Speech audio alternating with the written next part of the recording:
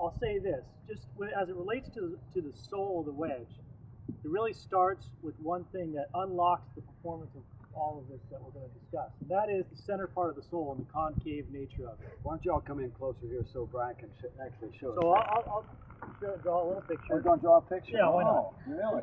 Okay. Okay. So this, if this was the face, this is a traditional cambered sole, right? And what we've done with the ATV sole is there's obviously lots of different facets to the bottom of the sole, and each one is used for the different shots that you play, because your hand position and the way you control the face is going to be different for the different shots. So some of the benefits that we'll see as we go through these different shots are the way the leading edge sits, how it sits low. By having this concave part of the sole, it actually allows the leading edge to sit lower to the ground than a traditional cambered sole. So on tight lies like it is out here, all these are tight lies, you need that leading edge to sit very low to the ground, so you can just nip that shot. So regardless of the width of the sole, or even the bounce to some degree, by having that carved out of the center of the sole, it allows the leading edge to sit low. And then as we get into some of the different shots, like the chip shot, you'll notice getting the leading edge down, having what we call ski to the leading edge, like the front end of a ski, so it doesn't dig, is another benefit. You couldn't put this kind of ski or bounce on the leading edge on a traditional cambered sole. You just couldn't do it because the leading edge would sit even higher off the ground, because you have all of this camber and all this rounded section. So we don't put bounce on this wedge for a reason, because you really, you wouldn't, because there's different bounces in different parts of the sole, and those different bounces and geometries are used to hit all these different shots. So for example, the bounce of the front edge of this wedge is almost 20 degrees. So I'm not going to say this is a 20-degree bounce wedge. No, it has, in a traditional sense, 8 to 9 degrees of bounce in the center section of the sole. So that's just, this unlocks a lot of the shots that we're going to have, that we're going to talk about. I'll explain why we have the big heel and toe reliefs when we get to some of the flop shots. We'll talk about the ability to use the whole width of the sole when we get out of the dirt and out of the bunker, and to make it act like the best bunker wedge you have. And you have a... Now he doesn't get as much wrist cock, so he's got to have more arm swing to make that work.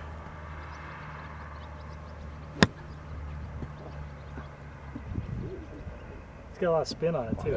Yeah.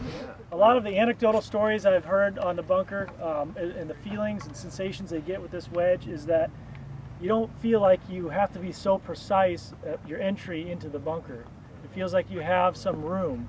You can hit 3 inches behind it, or you can hit 6 inches behind it, and it'll get in, and it kind of hovers and comes out. And it's kind of the idea of forgiveness in a sole or in a wedge, if there's such a thing.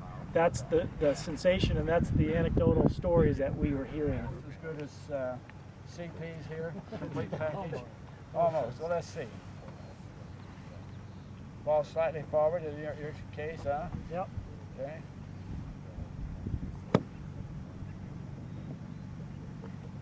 Not too bad.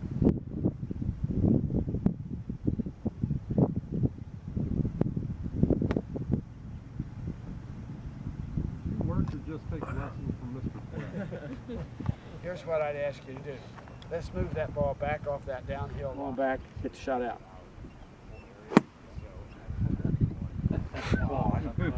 He's not really that good, Coach, but no, I think that's one of the hardest shots in golf. And David, that's where our instincts can really mislead us. We want to get that ball high, and so what Brian did there that scared the hell out of me, he got the ball forward. He can't get the swing vertical enough, can he? When the ball's that much forward. Dumbass, you're getting better. Huh? No, I'm teasing that. So much of the game is counterintuitive, and if we don't understand what we've got to do, we start down a road we can't get better because we're not using the instrument. I'm going to see that one more time. That was leaning left. You're going to feel like your swing's a little more vertical, won't you? Yep. And that's exactly what you want, so the club will dig and go down underneath the ball.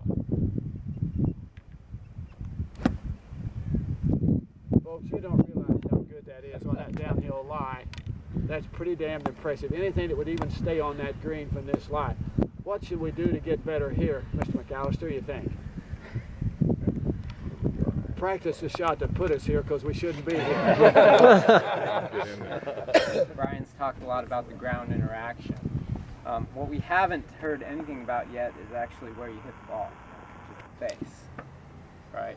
And so all these things that we try to do with the wedge and get it positioned properly and the face angle and, you know, adding loft, taking loft away, hitting it from various conditions, I mean, it's all predicated on the face working the way it needs to work and interacting with the ball and grabbing it in the right way. Product, this is the best performing face we've ever designed in a wedge. And so let me tell you why that is. There's a few things going on. So when we talk about performance in wedge, obviously we've talked all morning about launch conditions, right? Trajectory, which is, you know, launch angle on the ball. We've talked about spin generation and having it do the things we want to do. So there's really three things about the face of a wedge that make that work. One is the loft itself, right? And so there were plenty of examples today of, you know, scooping it, getting more loft, and controlling distance with trajectory, and then keeping it forward and more of a descending blow to take loft away.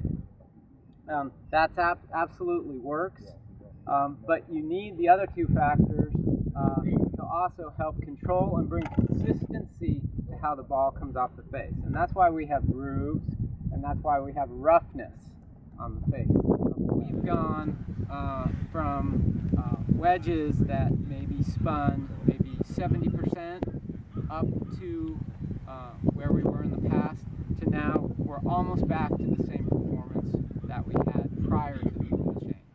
So that's saying a lot. So just put some numbers on that.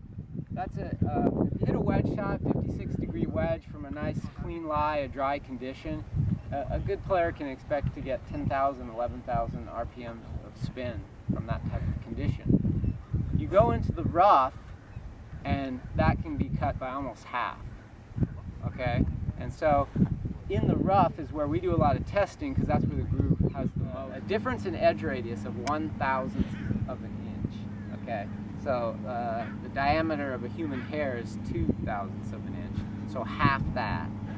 That change on the edge of a groove can change the RPM by 1,000 RPM. Okay, so that's amazing. So that puts a lot of pressure on the design of the groove and the making of the groove, because no one wants to give up 1,000 RPM of spin if they can. Roughness is kind of, like I said, the last 10% of performance that you can grab is through roughness, right? So loft is important, obviously, right? You got to hit it obliquely to make it do what you want to do. You need the groove, right, to grab. And roughness is sort of that last 10%. And particularly think about it in some of these shots these guys are hitting today, when it's not full speed, it's not high velocity. You're not compacting the ball as much as you can, right? So a little bit the slower speed you hit, the more you rely on the roughness, because you're not engaging the groove, right? Would you agree, Mr. White? Absolutely, that's well said.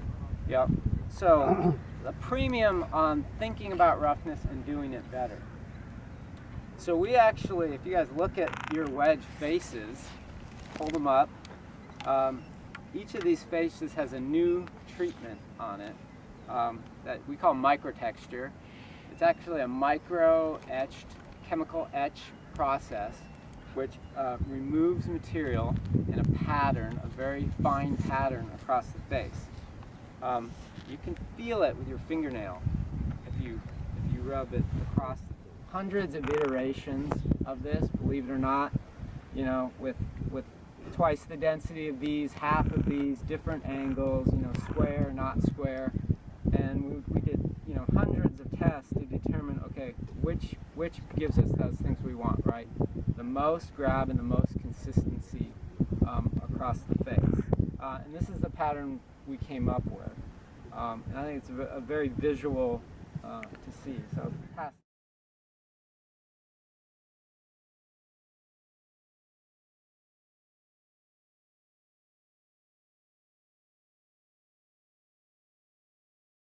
And the difference this makes has been also dramatic for us, well, which is nice. So as we plot our test results for these wedges, I mean, really the two things we track most closely are launch angle and spin rate, okay?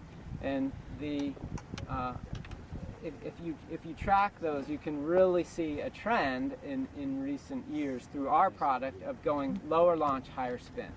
All right, so that's what you want with your wedge.